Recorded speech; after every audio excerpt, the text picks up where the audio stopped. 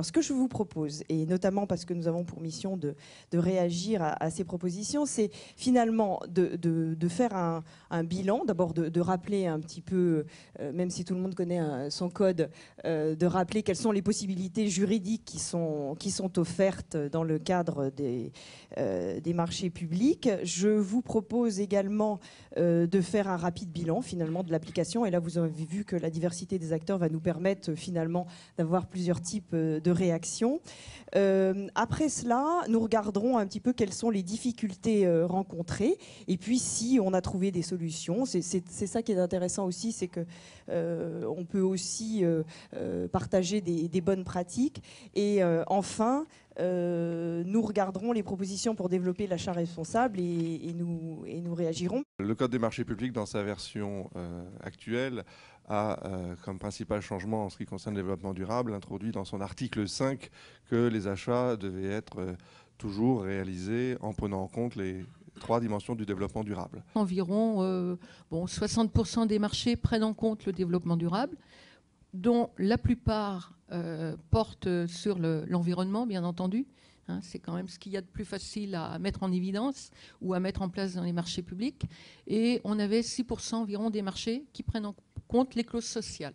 On essaye d'activer un petit peu aussi tous les articles du code, hein, les petits lots réservés pour des fournitures de bureaux, des produits d'entretien. C'est également l'article 30 pour du remplacement de personnel dans les collèges.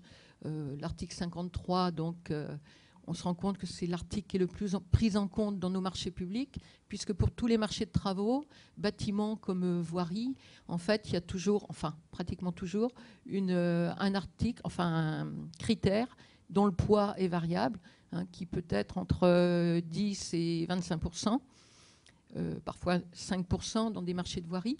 Mais donc, on a des exigences évidemment par rapport aux entreprises au niveau du critère.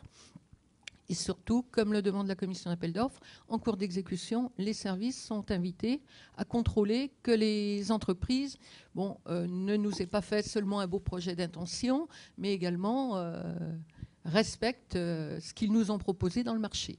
Donc voilà pour le bilan de l'année 2009. Dans le Code des marchés, il y a un autre aspect qui est celui qui relève de l'innovation. Et il y a plusieurs façons d'introduire l'innovation, donc directement par le code, en généralisant, en systématisant les variantes. Il y a quand même des articles du code qui rendent possible l'innovation, qui est l'une des composantes majeures du développement durable dont on parle très peu.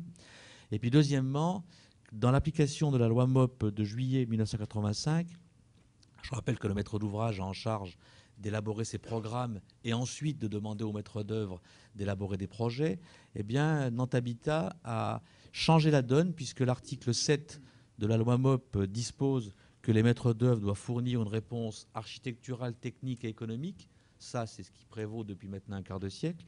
Pour notre part, nous demandons aux maîtres d'œuvre de nous fournir une réponse architecturale, technique, économique, environnementale et sociale.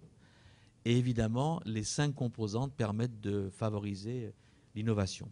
N'est-ce peut-être pas le rôle, je dirais, de nos élus, de nos collectivités, de montrer, l'exemple, c'est un grand mot, mais au moins de favoriser, dans un sens objectif, ceux qui acceptent et qui prennent encore le challenge d'investir en France dans de l'outil industriel lourd, parce que nous, en tant que constructeurs d'autocars, je peux vous assurer que c'est du lourd quand on investit, parce qu'on est en industrie automobile et qu'on n'a pas le poids d'un Peugeot, d'un Renault pour se refaire une santé dans des pays à fort développement. On fait un peu d'export, mais très très peu, parce qu'on est une entreprise qui n'a que 15 ans.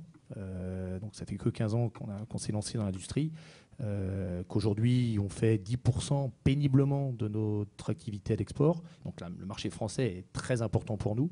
Et c'est vrai que malheureusement, dans les marchés publics auxquels on a affaire, ou par effet ricochet, parce qu'on livre beaucoup de nos clients qui s'appellent Veolia Transdev, pour dire l'actualité, Keolis, RATP Développement. D'ailleurs, entre parenthèses, ne sont-elles pas des entreprises semi-publiques ou semi-privées? Parce que c'est vrai que, je dirais, elles appartiennent avec des capitaux, soit Caisse des Dépôts, soit la SNCF.